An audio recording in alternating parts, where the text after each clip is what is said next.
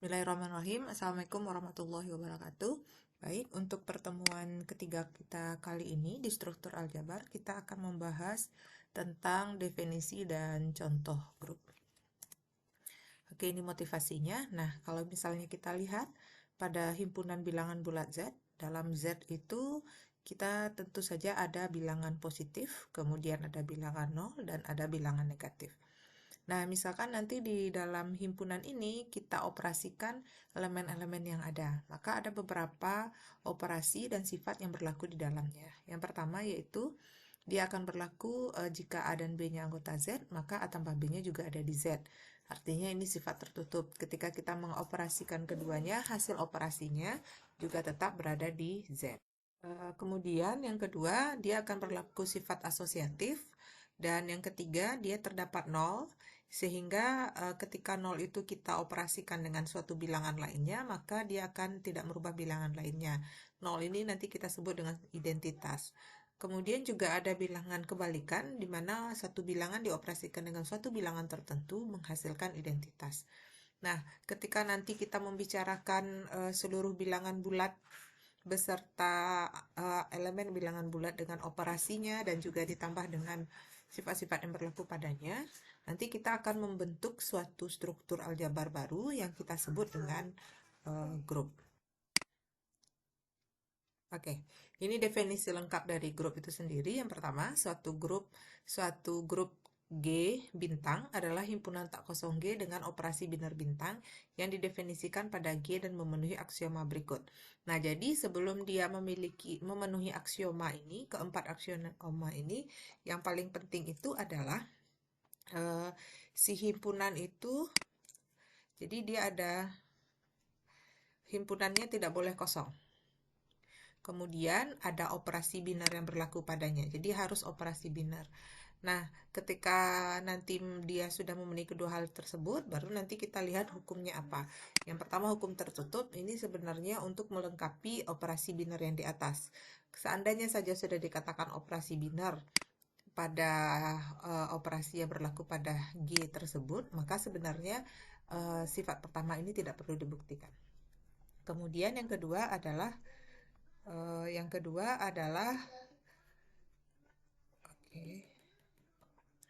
sifat yang kedua adalah sifat asosiatif.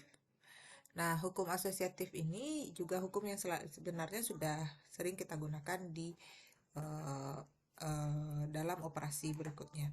Kemudian yang ketiga adalah hukum identitas. Nah, hukum identitas dengan syarat ini menyatakan bahwa di G harus memiliki E. Nah, dia terdapat E di G. Kemudian yang terakhir adalah hukum inverse. Hukum inverse menyatakan bahwa dengan adanya identitas tadi, maka kita akan mencarikan suatu elemen tertentu sehingga ketika elemen itu dioperasikan dengan elemen lainnya akan menghasilkan identitas. Oke. Berikutnya, nah jadi keempat sifat ini harus diingat dan mungkin lebih baik dihafalkan sehingga ketika kita membuktikan sebuah himpunan terhadap operasi binarnya merupakan grup atau tidak, maka keempat ini harus terbukti. Nah, kenapa nanti kita membuktikannya E bintang A sama dengan A bintang E? Karena satu grup belum tentu nanti bersifat komutatif. Jadi kita selalu memandang suatu himpunan itu tidak berlaku komutatif di dalamnya. Nah, seandainya nanti kita sudah punya grup G dan grup G itu ternyata memenuhi sifat komutatif, jadi jika A bintang B sama dengan B bintang A, kalau misalkan operasi bintangnya ini adalah penjumlahan, nah misalkan operasinya adalah penjumlahan, maka nanti jadinya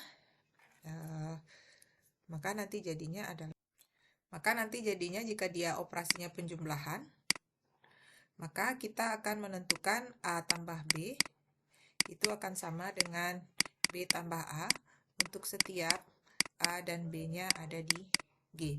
Nah, jika ini bisa kita buktikan, maka grup itu kita sebut dengan grup komutatif. Disebut grup komutatif atau dikenal lagi dengan grup abelian.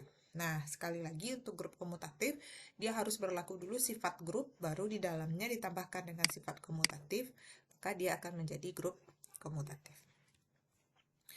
Oke, berikutnya kita lihat contoh. Oke, contoh pertama, nah seperti yang sudah kita ketahui, sudah kita coba lihat juga, misalkan himpunan bilangan bulat Z. Nah, himpunan bilang bulat Z ini merupakan grup abelian terhadap operasi binar penjumlahan. Nah, ini sudah kita untuk operasi binar penjumlahan sebelumnya juga sudah dibuktikan. Nah, untuk pembuktiannya tadi ada beberapa hal yang harus dibuktikan. Yang pertama, kita harus buktikan si Z-nya tidak merupakan himpunan kosong. Nah, minimal di dalamnya tentu ada 0. Kemudian terdefinisi dengan baik, 2 dan 3 ini adalah sifat yang dipenuhi karena dia merupakan operasi binar terhadap penjumlahan. Yang keempat, dia bersifat asosiatif. Yang kelima, tentu dia punya unsur identitas, yaitu unsur identitasnya adalah 0. Kemudian, dia mempunyai unsur inverse. Nah, kenapa dia punya inverse? Karena kita tahu ada negatif di sana. Nah, negatif ini jika kita operasikan nanti A tambah min A itu sama dengan 0, atau min A tambah A itu juga sama dengan 0. Maka dia akan berlaku sifat inverse-nya. Kemudian dia juga akan bersifat komutatif karena kita tahu di Z itu A tambah B akan sama dengan B tambah A. Karena dia memenuhi semua sifat, maka Z dengan operasi penjumlahan itu adalah grup, dan dia lebih khusus lagi dia merupakan grup abelian. Oke, contoh berikutnya. Nah, yang harus kita ingat itu tidak semua operasi pada himpunan tertentu dia akan membentuk grup. Nah, contohnya saja misalkan Z. Z itu bukan merupakan grup terhadap operasi perkalian. Kenapa? Nah, mungkin sifat tertutup asosiatif itu terpenuhi, tapi ketika sifat identitas juga ada karena ada satu ya. Karena yang jadi identitas di sini adalah satu. Karena ada satu di sini. Nah, ini ada satu. Kenapa satu identitas? Karena untuk setiap A anggota Z, nah, ketika A kali 1 itu sama dengan A, dan 1 kali A juga adalah A. Berarti sifat identitas terpenuhi untuk 1. Nah, namun ketika kita bersifat berikutnya harus ada inverse, kita tidak bisa menemukannya. Karena kalau misalnya kita ambil 2 di Z, nah, supaya kita menemukan inverse-nya, misalkanlah 2 dikali A inverse sama dengan 1 identitasnya. Berarti A inverse kita adalah 1/2. Sementara 1/2 ini itu tidak ada di Z. Nah, maka kita tidak bisa tentukan inverse dari 2.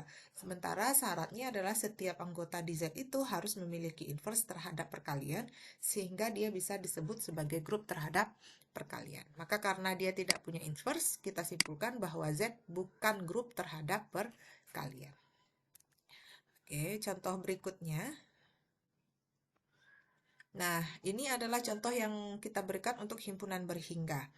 Nah, misalkan kita punya G. G adalah himpunan berhingga yang isinya adalah isi himpunan berhingga yang isinya adalah 0, 1, 2. Nah, kemudian kita ingin melihat apakah dia membentuk grup terhadap operasi A kurang B. Nanti kita bisa lihat kalau G itu bukan merupakan grup terhadap operasi pengurangan. Kenapa? Karena ada beberapa sifat yang tidak dipenuhi. Nah, karena dia himpunan hingga, berarti kita bisa memanfaatkan tabel Kelly. Nah, untuk tabel Kelly, berarti ini diisi 012, ini 012, kemudian dioperasikan. Nah, bisa dilihat hasil operasi di sini ternyata tidak semuanya berada di G. Nah, seperti min 1, min 2. Nah, ini tidak ada di G. Berarti dia tidak bersifat tertutup. Nah, jangankan dia merupakan grup, untuk operasi binar saja dia tidak terpenuhi. Maka dia bukan merupakan grup terhadap operasi pengurangan. Baik, selanjutnya. Oke, contoh selanjutnya adalah di matrik. Nah, untuk kita ketahui, untuk membentukkan grup ini, himpunannya tidak hanya selalu harus himpunan bilangan. Dia dapat berbentuk himpunan apa saja. Yang penting kita harus membuktikannya, himpunan itu terhadap operasi yang ditentukan memenuhi keempat aksioma tadi. Nah, selanjutnya sekarang kita coba lihat untuk himpunan matrik 2 kali 2R. M2 kali 2R adalah himpunan semua matrik berukuran 2 kali 2 dengan entry-nya bilangan real. Nah, apakah dia merupakan grup? Ya, dia merupakan grup abelian malah tapi terhadap operasi penjumlahan. Nah, berarti ada beberapa hal yang kita buktikan. Yang pertama yang harus kita buktikan adalah apakah dia tertutup terhadap penjumlahan matrik. Kita ambil dua buah anggota himpunan di M2 kali 2, misalkan matrik pertama A1, A2, A3, A4, matrik kedua B1, B2, B3, dan B4. Kemudian dioperasikan, kita jumlahkan. Nah, Anda ingat kembali untuk penjumlahan matrik berarti elemen yang seletak itu tinggal dijumlahkan saja. Nah, menghasilkan seperti ini. Nah, ternyata hasilnya nanti tetap berbentuk matrik 2 kali 2 ya. Ukurannya matrik kali 2 kali 2 dan masing-masingnya tetap di bilangan real. Karena A1 real, B1 real, dan pada penjumlahan juga tertutup terhadap bilangan real. Maka sifat pertama terpenuhi. Dia tertutup terhadap penjumlahan matrik. Nah, berikutnya yang kedua, kita akan buktikan apakah dia akan bersifat asosiatif. Nah, tinggal dimasukkan ke sini ya. Kalau sifat asosiatif berarti pengelompokannya berbeda. Apakah yang ini, yang berwarna merah ini sama dengan yang ini. Nah, ini tinggal dijalankan saja dengan operasi penjumlahan dan tetap dengan dengan pernyataan bahwa bilangan real itu merupakan tertutup memiliki sifat asosiatif juga. Dan bisa kita ketahui juga bahwa bilangan real itu adalah grup terhadap operasi penjumlahan. Sehingga semua sifat grup berlaku pada bilangan real. Berarti yang kedua, dia terpenuhi sifat asosiatif. Oke, berikutnya kita akan lihat apakah dia juga memiliki identitas. Nah, untuk memiliki identitas, seperti yang sudah dijelaskan pada pembahasan soal sebelumnya, untuk identitas kita bisa mengklaimnya jika dia berupa penjumlahan, berarti biasanya yang menjadi identitas adalah elemen 0. Sementara kalau dia berupa perkalian, biasanya yang menjadi elemen identitas adalah elemen 1. Elemen 0 pada matrik kita tulis seperti ini. Jadi tetap berbentuk matrik 2 kali 2 dengan elemennya semuanya bernilai 0. Nah, kemudian kita tinggal pastikan apakah elemen ini memenuhi sifat dari sifat identitas, yaitu jika ini dioperasikan dengan 0, tentu saja hasilnya tetap. Begitu juga kalau nolnya di kiri atau di kanan, hasilnya akan tetap. Dengan melihat ini, berarti bisa dikatakan bahwa 0 matrik 0 ini adalah identitas di M2 kali 2. Kemudian untuk elemen inverse, nah elemen inverse ini kita tinggal cari sebuah elemen di mana elemen itu jika kita jumlahkan dengan elemen tertentu dia akan menghasilkan 0. Maka karena dia penjumlahan bisa kita tebak bahwa yang menjadi elemen inverse-nya adalah negatifnya. Jadi elemen inverse dari A1, A2, A3, dan 4 itu adalah min A1, min A2, A3, min A4. Karena kita tadi mengambil A1, A2, A3, A4 itu sebarang, maka dia akan berlaku untuk setiap anggota M2 kali 2 di R. Maka karena dia memenuhi keempat-empatnya, bisa kita katakan bahwa M2 kali 2R itu merupakan grup terhadap operasi penjumlahan. Ingat, ketika kita menyatakan grup harus disebutkan operasinya terhadap apa. Oke. Nah, karena kita ingin melihat apakah dia komutatif atau tidak, berarti kita buktikan dia bersifat komutatif atau tidak. Ini jelas dia bersifat komutatif ya. Ketika A1 ditambahkan dengan B1. Nah, ini kalau kita jabarkan ya. Ketika ini kita jumlahkan, dia akan menghasilkan A1 tambah B1, A2 tambah B2, kemudian A3 tambah B3, kemudian A4 tambah B4. Nah, selanjutnya karena A1, A2 dan seterusnya ini berada di R, dan di R itu bersifat komutatif, kita bisa balik ini langsung menjadi B1 tambah A1, kemudian B2 tambah A2, B3 tambah A3, B4 tambah A4. Nah, Kemudian ini tinggal kita pecah sehingga menghasilkan matriks yang seperti ini. Jadi dia bersifat komutatif. Maka bisa kita simpulkan bahwa matriks 2 kali 2 yang isinya adalah bilangan real, dia merupakan grup abelian terhadap operasi penjumlahan. Baik, nah itu adalah beberapa contoh dari grup. Demikian itu beberapa contoh dari grup. Nah, selanjutnya kita akan lihat definisi orde grup dan grup hingga. Nah, suatu orde grup ini adalah merupakan jumlah elemen yang ada pada grup G. Jadi orde grup ini hanya ada pada grup dan dinotasikan dengan seperti mutlak G atau bundaran G. Nah, jika order G hingga, maka dia dikatakan dengan grup hingga. Tapi jika dia disebut selain itu, dia disebut dengan grup tak hingga. Nah, misalkan Z ini adalah himpunan Z itu adalah himpunan tak hingga, maka ketika dia menjadi grup tak hingga karena jumlah elemennya tak hingga.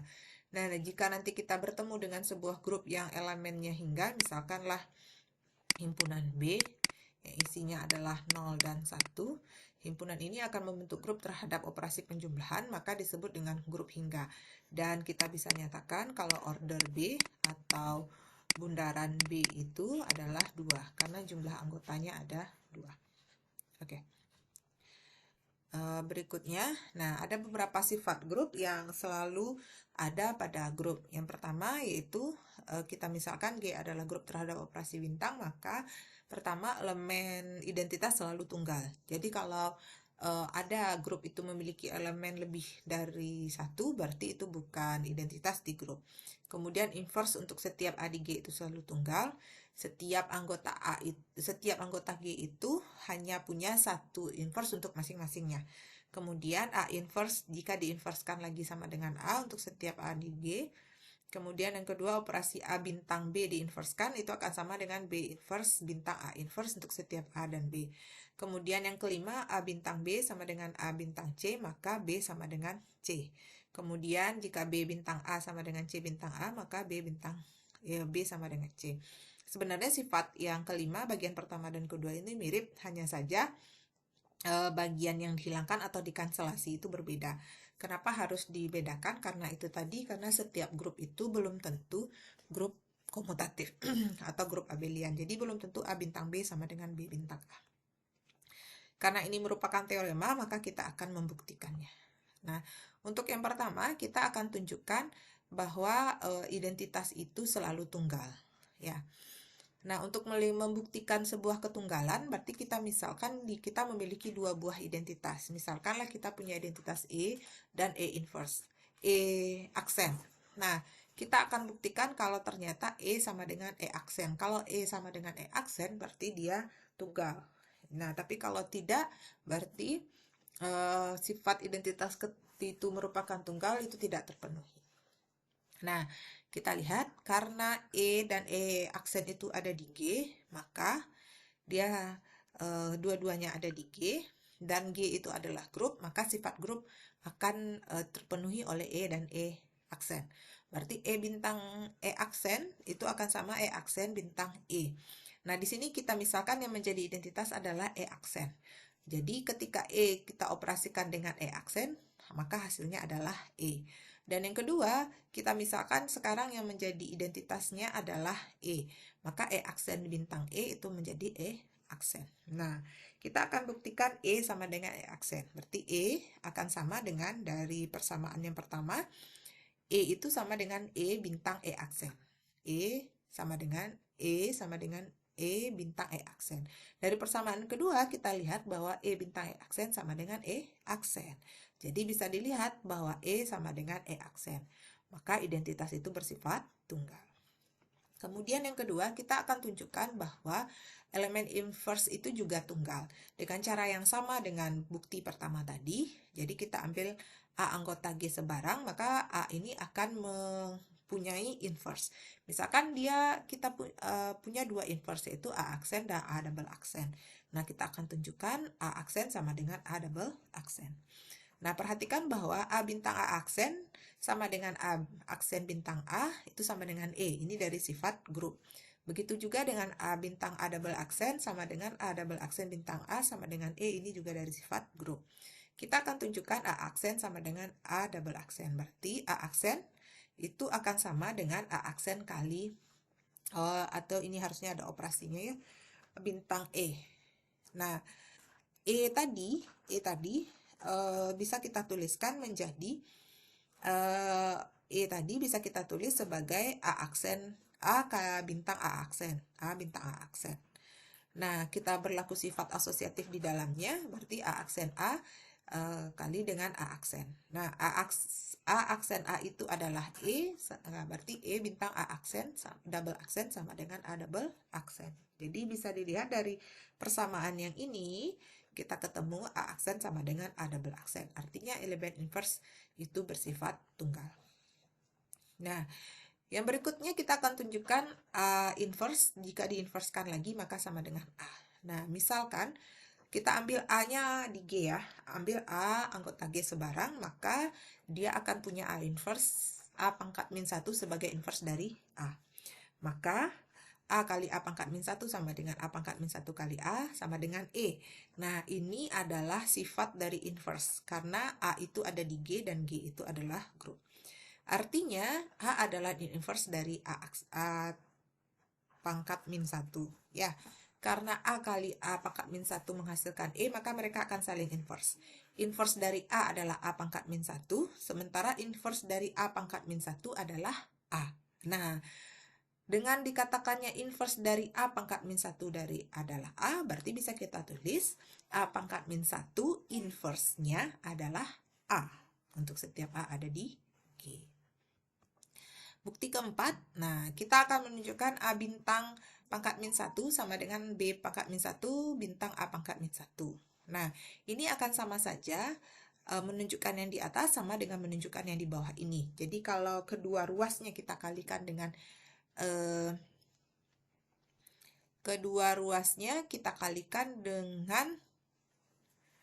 sebentar.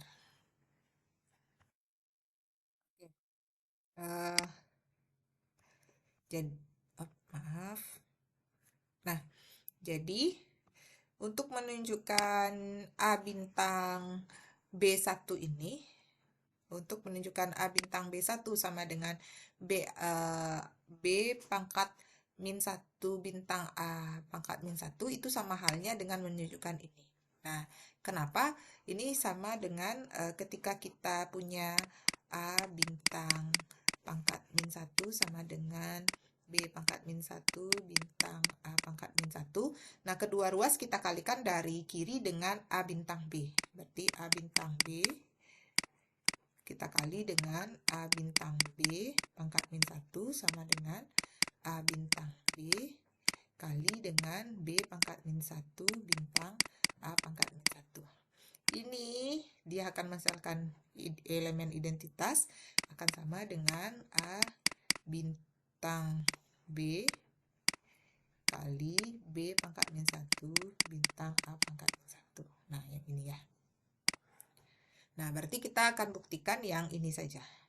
Nah, kita akan buktikan yang ini saja. Nah, kita lihat, perhatikan bahwa